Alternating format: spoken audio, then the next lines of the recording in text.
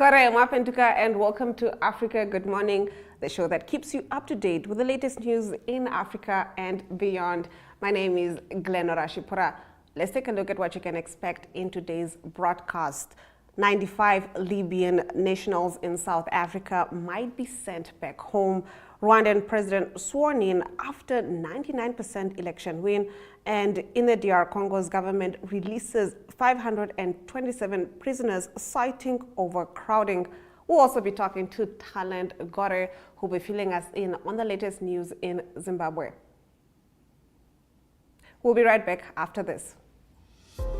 Namibia Paints has established a 67-year Namibian legacy, creating personalized paint solutions that blend quality and innovation for the Namibian people. We pride ourselves in being a 100% Namibian-owned company, investing in our country and our people by employing and empowering true Namibians. With every brushstroke, Namibia Paints commits to our quality guarantee and always delivering a coat of excellence. At Namibia Paints, we always stay true to our country. We are as Namibian as you.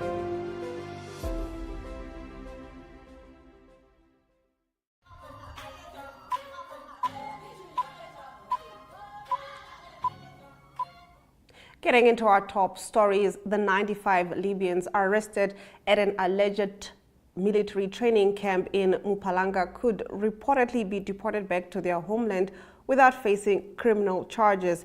The Libyans were arrested on the 26th of July following a raid carried out by law enforcement at a farm in White River, registered as a security training facility. It was discovered that the suspects obtained their visas, which have since been cancelled by the Department of Home Affairs through misrepresentation in Tunisia. The Libyans allegedly applied for study visas in terms of the Immigration Act and are believed to have been in the country since April. City Press has reported that the foreign nationals applied for visas through a Tunisian agent at the South African Embassy in Tunis and were granted. The Libyans therefore arrived in the country legally. The suspects could reportedly be sent back home if investigations carried out by law enforcement reveal that they did not give any false information in their visa applications. Getting into our next story, Paul Kagame has been sworn in for a fourth term as Rwanda's president after winning 99% of the vote in last month's election. While some hail Kagame for bringing peace and stability to his country after the 1994 genocide, others accuse him of running a repressive regime in a country where ordinary people are afraid to openly criticize him. Rights groups say the margin of his electoral victory is proof of the lack of democracy in Rwanda. Only two candidates were allowed to stand against Kagame in the 15 July election. In his 4 presidential elections, he has always gained at least 93% of the vote. Several African heads of states were among the many thousands who attended the ceremony in the packed 45,000 capacity Amahoro National Stadium in the capital, Kigali. In his oath of office, Kagame vowed to preserve peace and national sovereignty and to consolidate national unity. Now, the Minister of Justice of the Democratic Republic of Congo, Constant Mutamba, announced on Saturday, August the 10th, 2024, the release of nearly 527 prisoners from the central prison of Makala in Kinshasa. Now, during this event, he also delivered 2,000 mattresses to the inmates out of a total of 7,000 ordered, aiming to improve their detention conditions. A state governed by the rule of law means that everyone must be subject to the law. Your place is in your home, where you will spend the night tonight. You must return to your homes. In this regard, I inform you that next Saturday we will continue with the release of some prisoners who have been unjustly detained, stated Constant Mutamba. He reminded the Republic that he had promised to improve the detention conditions of prisoners in line with instructions from the head of state. In our next story, the death toll from a landslide at a vast garbage dump in Uganda's capital, Kampala, has risen to 21. Police said on Sunday as rescue workers continued to dig for survivors. After torrential rain in recent weeks, a huge amount of garbage at the city's only landfill site collapsed late on Friday, crushing and burying homes on the edge of the site as residents slept. President Yoweri Museveni said in a statement he had directed the Prime Minister to coordinate the removal of all those living near the garbage dump. The government has also started investigations into the landslide's cause and will take action against any officials found to have been negligent, the Inspectorate of Government said on X. At least 14 people have been rescued so far, police spokesperson Patrick Onyango said, adding that more could still be trapped, but the number was unknown. Getting to the last of our top stories, representatives from female-led Sudanese civil society groups are planning to take part in next week's Sudan peace talks in Geneva, a significant gesture of inclusion in addressing widespread gender-based violence in the 15th-month conflict. The U.S.-mediated talks set to begin August 14th aim to resolve the civil war between Sudan's two rival military factions, alleviate a dire humanitarian crisis, and develop a monitoring and verification system to ensure implementation of any deal. But these talks are not designed to address broader political issues, according to the State Department. The United States has invited leaders of the Sudanese Armed Forces, or SAF, and the Rapid Support Forces, or RSF, to discuss a potential ceasefire. The RSF has confirmed its participation in the talks, while SAF representatives have not yet confirmed their attendance. Sudan's Sovereign Council said on Friday that it has sent a delegation to Jeddah, Saudi Arabia, for consultations with the U.S. That concludes our top stories. On the other side of the break, we'll be talking to Talent Gore, who'll be giving us the state of affairs in Zimbabwe. Welcome to Namibia, where adventure meets tranquility. With Enjoy, you have access to a wide range of accommodations to suit every traveler's taste and budget. Experience the finest dining and hospitality Namibia has to offer. Booking your dream accommodation is just a few clicks away with Enjoy. Join thousands of happy travelers who have trusted Enjoy for their Namibian getaway. Your gateway to unforgettable Namibian adventures.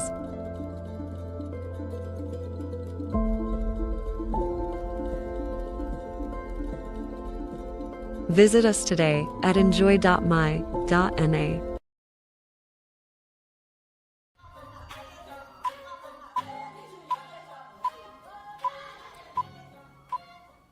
It's now that time to cross over to Zimbabwe, talking to our correspondent there, Talent Gore. Good morning, Talent. Good morning, Glenora and Africa. Good morning. Now getting into your first story, and good morning.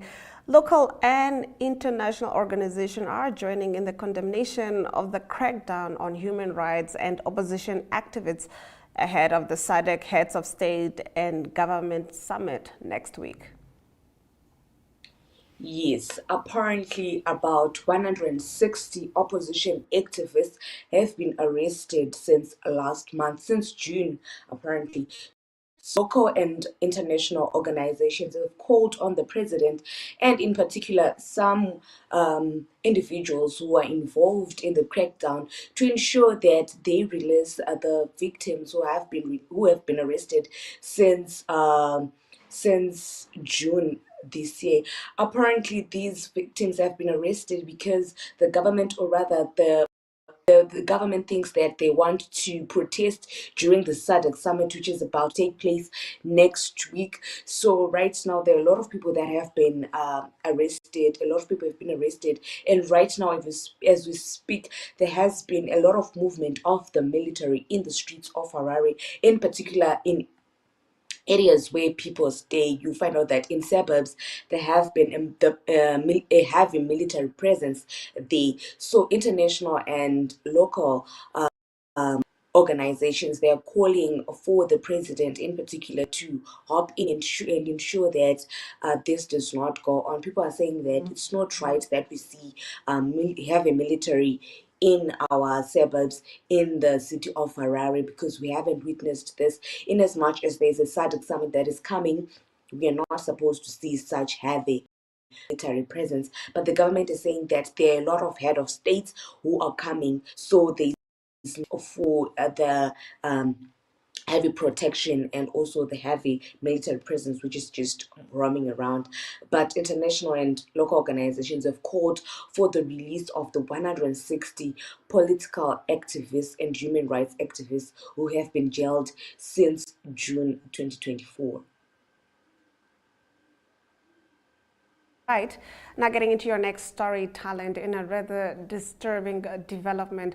A U.S. diplomat had run over a little 11-year-old girl, and there's reports that he has fled the country. Is this true? Yes, a United States Embassy official allegedly ran over and killed an 11-year-old Zimbabwean girl in June this year and immediately fled the country, torching a diplomatic storm with authorities in Harare. Mr. Eric Kempton, the U.S. Embassy second secretary, allegedly ran over who's an 11-year-old girl, and he did not stop. Rather, he ran away. He fled from the scene.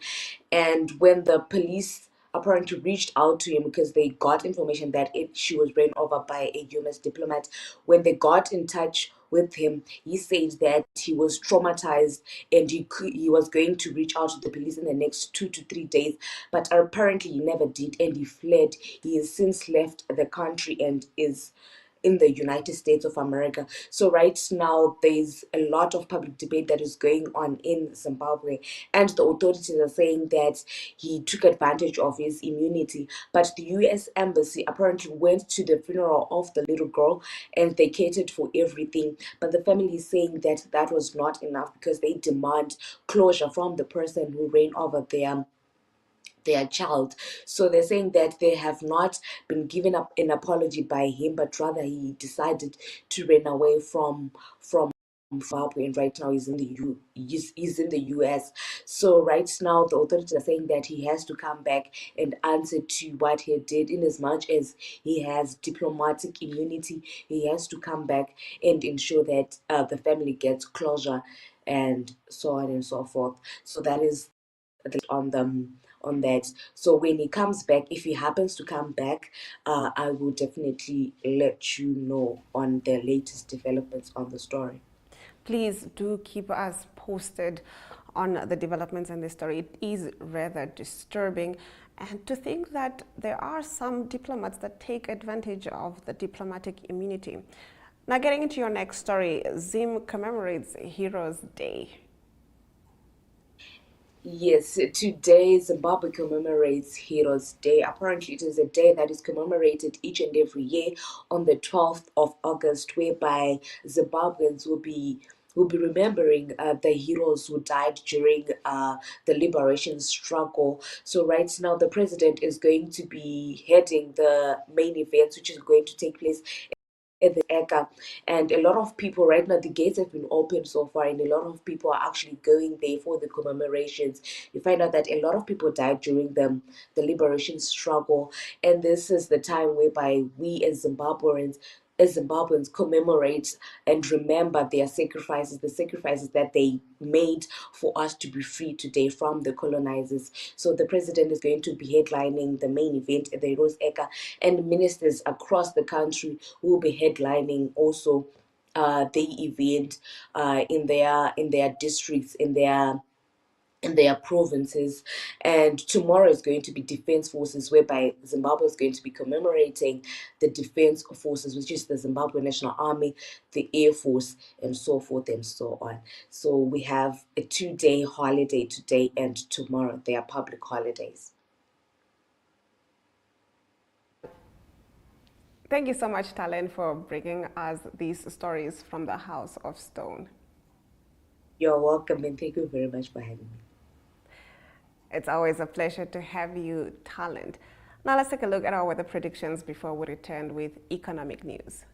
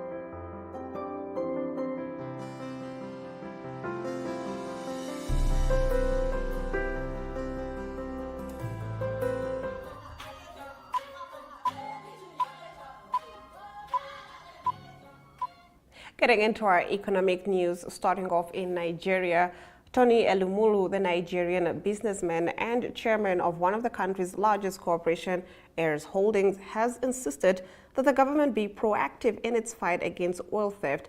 He also revealed that his plans to purchase an oil field back in 2017 was thwarted by former President Muhammadu Buhari and his chief of staff, the late Abba Kayari. In an interview published by the Financial Times, the Nigerian business mogul Tony Elumelu insisted that the government reveal those stealing the country's oil, especially considering that these criminals do so using large vessels. According to him, around 18% of production is still lost due to theft.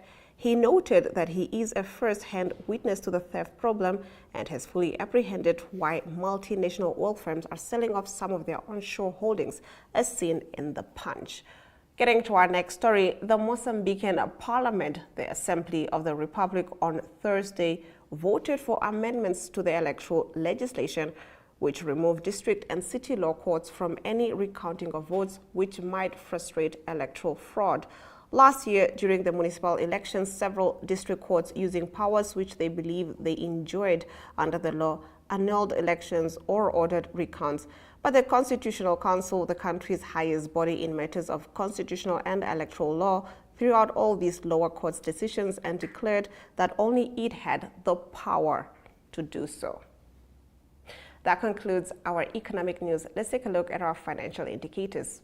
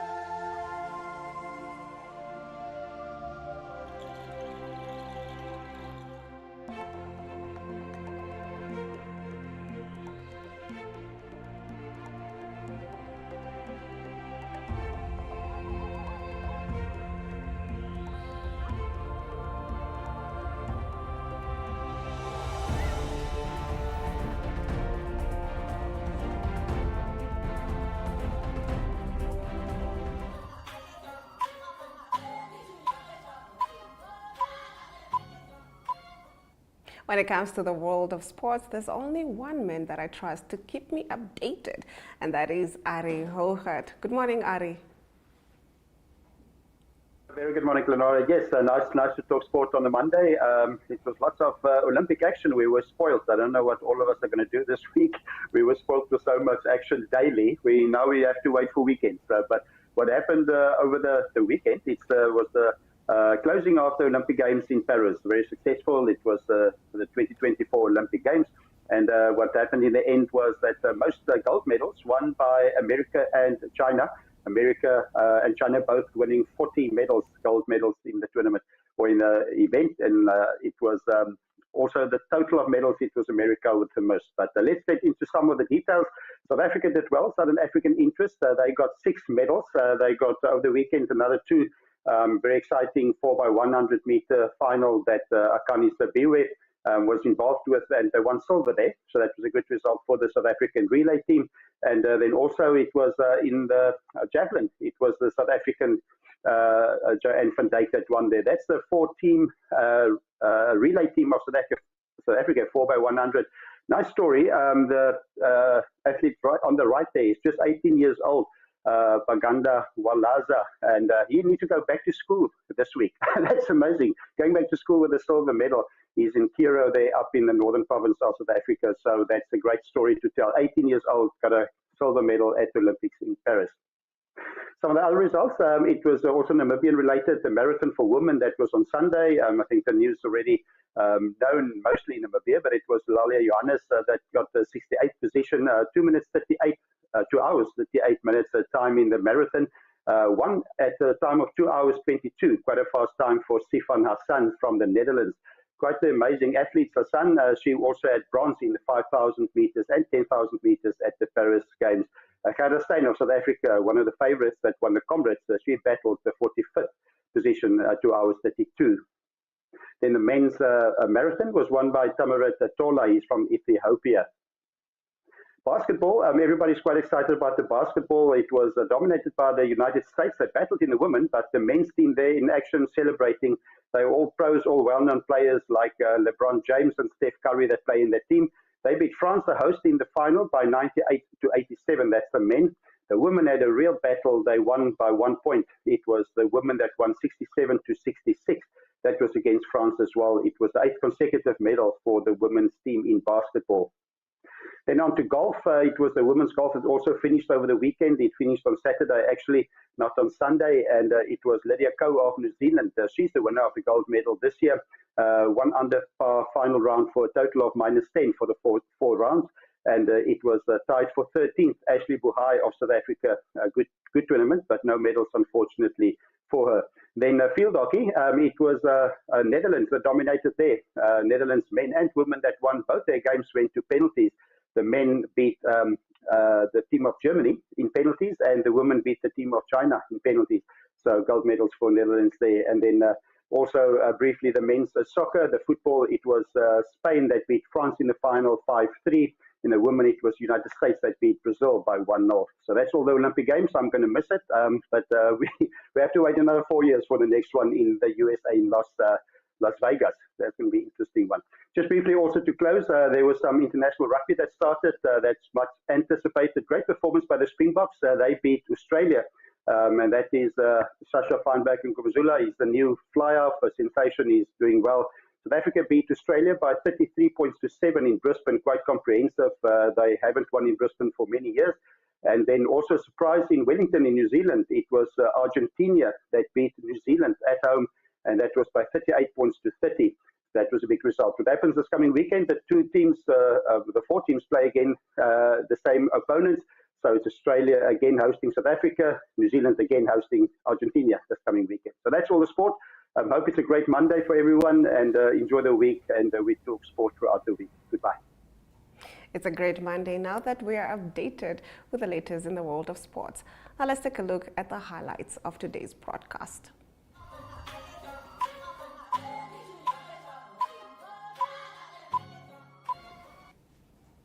Getting into the highlights of today's broadcast.